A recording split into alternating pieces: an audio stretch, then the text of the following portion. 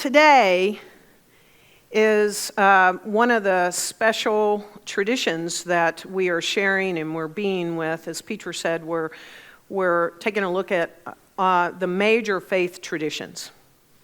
And so today is a very special day. It's actually the day that we're celebrating. But before that, I really want to tell you a little story. Y'all want to hear a little story?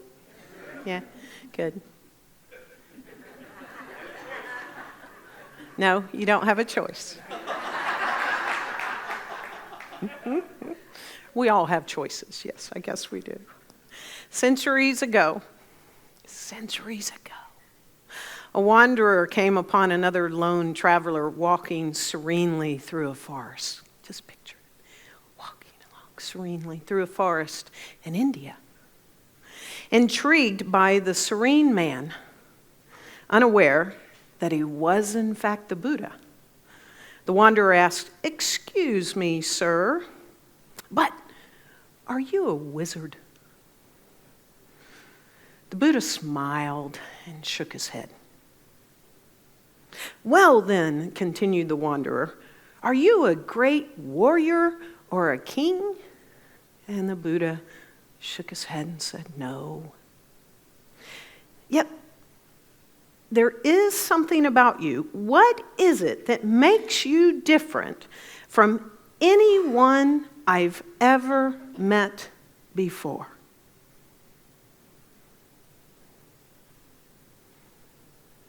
"I'm awake," replied the Buddha. "I'm awake." So this person had so much light and presence, or whatever it was, that this wanderer noticed. And his answer was, "I'm awake." Well, we don't really know whether or not that conversation actually took place, because I wasn't there. Were you? No. But the sages and the philosophers have sought to understand and experience this phenomenon that we call awakening. We also like to call it enlightenment. That we are seeking, some of us, enlightenment. And today, December 8th, is the actual day in which Buddha achieved enlightenment on his 35th birthday. He became the light. On his 35th birthday, nearly 2,500 years ago, right? And Bodhi means enlightenment, and Buddha means the enlightened one.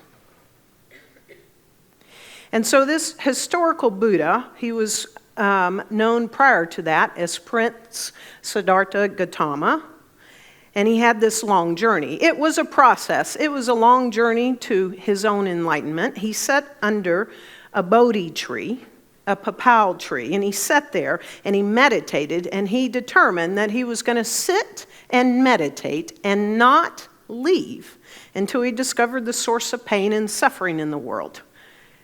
And he sat, and he sat, and he sat, right? And the Buddha was able, through this meditation, to discover the cause of all suffering. It's known as the Four Noble Truths, and how to cure it.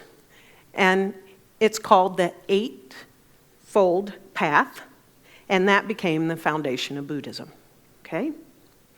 And so there is an essential part of Bodhi Day for each of us here. On the 8th of December, some 2,500 years ago, on this actual day, enlightenment was found for one person, and he's not the only one that can find enlightenment.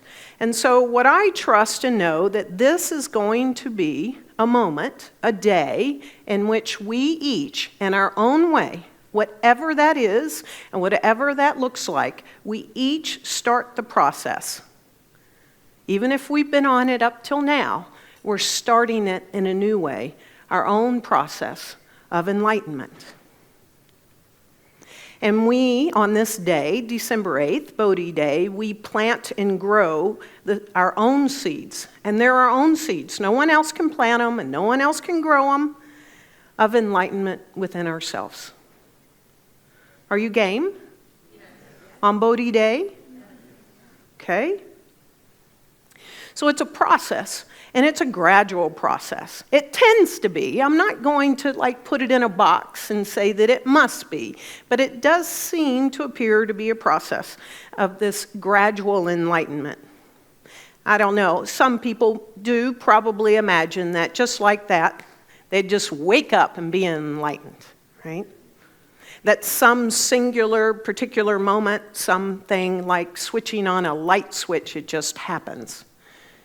But for most of us, at least for me, so far, it's a gradual process. And yet, we are in the process. And so it's sort of like, instead of a light switch, it's sort of like a dimmer switch. And have you noticed, the dimmer switch, at least in my journey so far to enlightenment, it goes up, and sometimes it goes down. Sometimes it goes up, and then it'll go down. Have you noticed that about your dimmer switch? This process, this path to enlightenment? Yeah. So, but what we trust is no matter what it feels like in the moment, that it just continues to grow brighter and brighter and brighter over time, because that's who we are. And that's who we came here to be. So, if you've not started, how do you start the process to enlightenment? What are the steps, right? Where do we all begin? And where do we do differently if we've already been on it? Well, we're just going to start it right here and right now on Bodhi Day.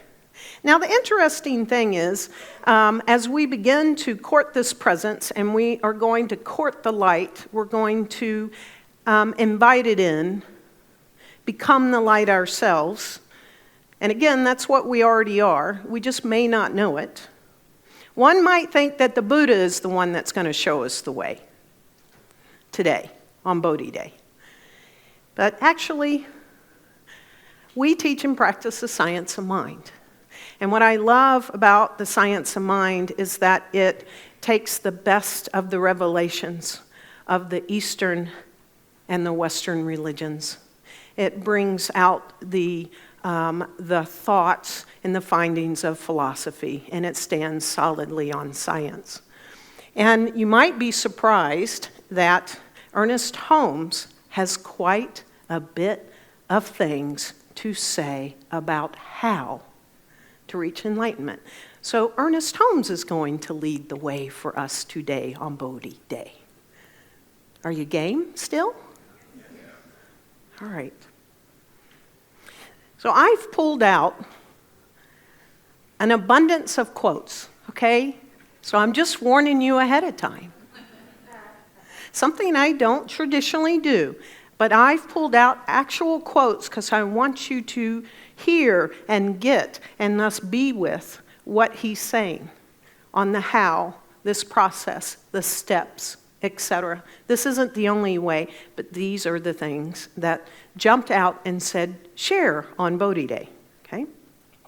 The first one, he tells us, our consciousness expands through meditation and contemplation. Through conscious communion with the invisible and through our intuition, which is the voice of spirit within us. Spiritual experience comes in the stillness of the soul, when the outer voice is quiet. It is a quickening of the inner man to an eternal reality. In moments of real inspiration, we realize, to a degree at least, that God is all. The life in everything and the love through everything. So here, Ernest Holmes is saying, right here, the how, that our consciousness expands through meditation and communion. That as we are in the stillness of our soul, intuition speaks. I don't know about you, but I've realized on this journey that when I'm not in the stillness of my soul as much, I don't hear my intuition, that which speaks. That is Spirit speaking. Have y'all ever noticed that? So do you know you're part of our online community? Every time you watch us, you belong to CSL Dallas, and we're so happy that you're part of our community. And we love providing you this kind of spiritual message. So if you want to keep seeing this, please donate. You can donate at csldallas.org/give, or you can text 972-954-4404. Be part of our community and sit back and enjoy the message. When my life is at a stress level that appears high, I don't. And so he's telling us to take time to be in the communion of our soul. He also tells us, quote, talk to yourself, not to the world. There is no one to talk to but yourself, because all experience takes place within. Conditions are the reflections of our meditation and nothing else. So there, we talk to ourselves in the stillness and the quiet of our soul, and he's sharing with us that our conditions, that's what shows up outside of us, are a reflection of what? Our meditations. If we don't like the condition, perhaps we meditate and be with the stillness of our souls more. Are y'all uncomfortable yet? Kidding. He tells us that life gives us the tools, but we must use them. So this is a tool that we must each use. We choose to use or not. He says it is from the mountaintop of spiritual communion that we receive the inspiration, and we must keep the channel free and clear. We must provide a way for the ideas of spirit to flow into our minds and out into what we are doing, and we must give our consent to them. One part of the mind is already in heaven, for there is a place in you and in me that is above confusion and fear, no matter how disturbed our thoughts may be. If we get quiet long enough and listen deeply enough, we shall hear. We have the tools, but we each must use them. And if we get quiet long enough, then we can hear.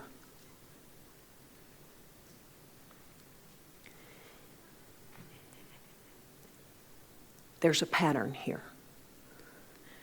Prayer and meditation help you to draw closer to the divine presence and to arrive at the highest point of power and possibility where all doubt and fear are put aside and you enter into an affirmative acceptance of Spirit's guidance. And so prayer is a meditation. There are times when we do our spiritual mind treatment that it's like a meditation. It's like, who is the one speaking? Is it me? Is it thou? Is it I? Meditation, the power of prayer and meditation. And that draws us closer to that which is all of life, this divine presence.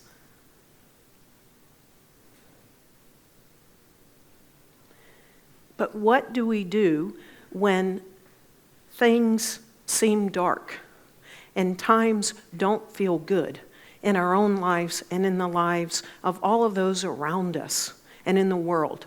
What do we do on this path to enlightenment when things seem dark? He tells us the quickest and most effective method to get rid of fear is to get quiet and lift up the whole thought in confidence and faith that something bigger than we are. We get quiet and lift it up to something that is bigger than we are. I have used this so much recently that when things seem dark, I lift it to that which is greater than me. That which is greater than me is joy in this moment. That which is greater than me is peace right now. That which is greater than me. He tells us that it's like going from a cold, dark room into the sunshine and just sitting there, letting the rays of sun penetrate the whole being with warmth and color until the darkness and the dampness are gone. So when things are dark, we can sit in the stillness and in the silence, which is greater than each of us. And it's like rays of sunshine hitting us and making us warm. He tells us, so it is with this life of prayer and faith, of affirmative meditation, and of communion with that divine spirit, which is closer to us than our very breath. It is always present. We are never alone. That which is the universal, the life itself, is here, within and without. And when we lift it up to that which is greater than us, then that fear, that darkness, is dissipated like sunshine on ourselves. He tells us that we should then seek to acknowledge and to define and experience the immediate presence of God at the center of our being. Practice is direct and simple. There is no mystery about it. It's the practice. It's direct and it is simple. And so we should dissolve our sense of mystery, do away with every petition, and in the silence of our own solitude, seek that divine creative center, which is at the same time the cause, the medium, and the effect of our own lives. And it is only when, in the simple and direct integrity of our own thought, we seek the center of our own soul, that the living universe is revealed to us. At the center of our own soul is where it's revealed to us. And since each one is in company with her own soul, there is nothing to keep her from this divine place but herself or himself. The only one that keeps me from that divine place is me.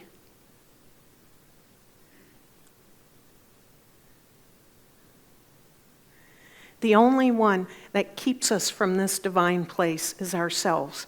I don't know about you, but it feels like the world is getting busier and louder and cluttered with things. And so this is a reminder on this Bodhi Day for each of us to have that direct, simple, and direct place where we seek it at the center of our own soul. And that is where the universe, life itself, the thing itself, God's Spirit, is revealed to each of us. So, I don't know about you all, but I think this is a great place to start, to be on this Bodhi Day, individually and collectively. So we, because you, quote, don't have a choice, are going to do that. Right now, we're not going to put this off any longer. Are you with me? Yes. I love that. So we're going to do a meditation. We're going to sit in the stillness in the silence of the center of our own selves, the center of our soul.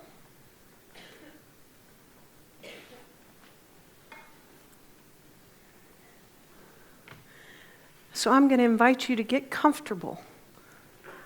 Perhaps place your feet flat on the floor. To either use the back of the chair or not. And to begin to go within. Into that place that is deep within each of us. A place of calm. A place of peace and security. This is the place where separation does not occur.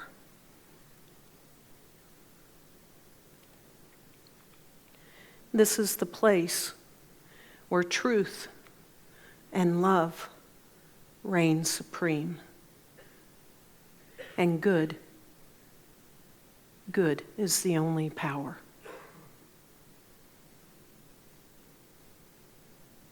This is the place where I invite us in the silence of our own minds to commune with the Spirit that is both within and around us, right here, right now. This Spirit within, it is readily available always and is responsive to our own approach. And so you are invited into your own approach. For in our meditations, we seek to make the presence of the Spirit more real to us.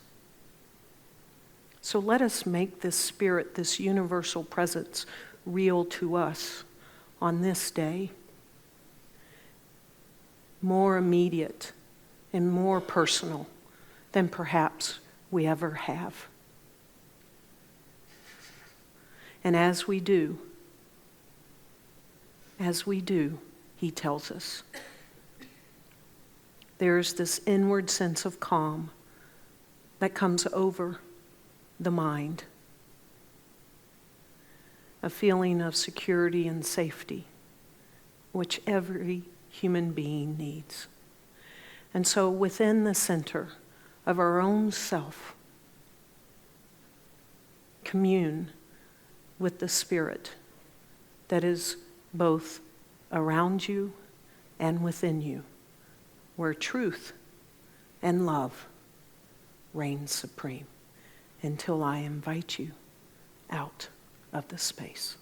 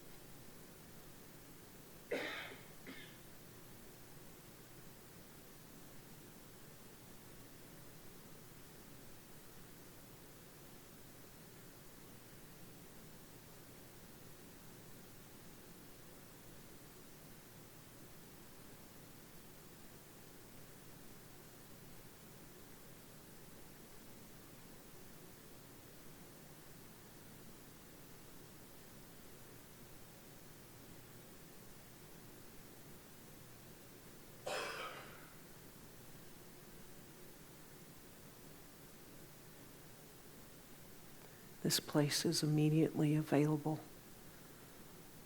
and is always responsive to our approach. And it is in these meditations that we seek to make the presence of this Spirit more real to us, more immediate,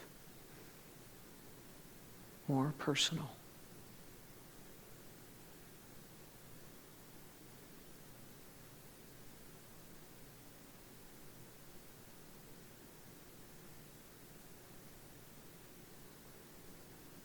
And so I invite you, when you're ready and as you're ready, to gently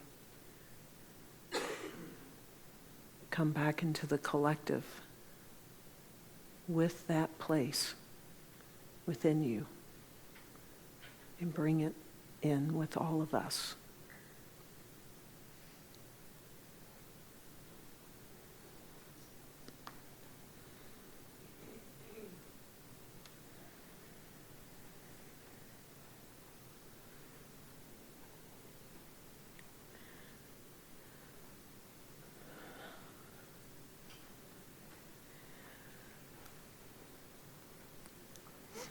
Ernest Holmes tells us that we should develop the practice of communion daily with the Spirit that resides within us. And such a communication should be based on a deep inward sense of belonging to life, of being a part of it, of trusting it, and having confidence in it. And of knowing that as we do, so the future is certain in such degree as we make the present a time of joy, of happiness, of peace, and of goodwill towards others.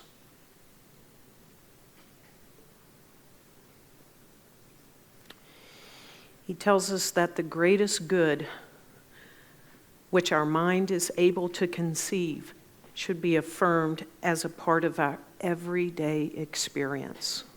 So what if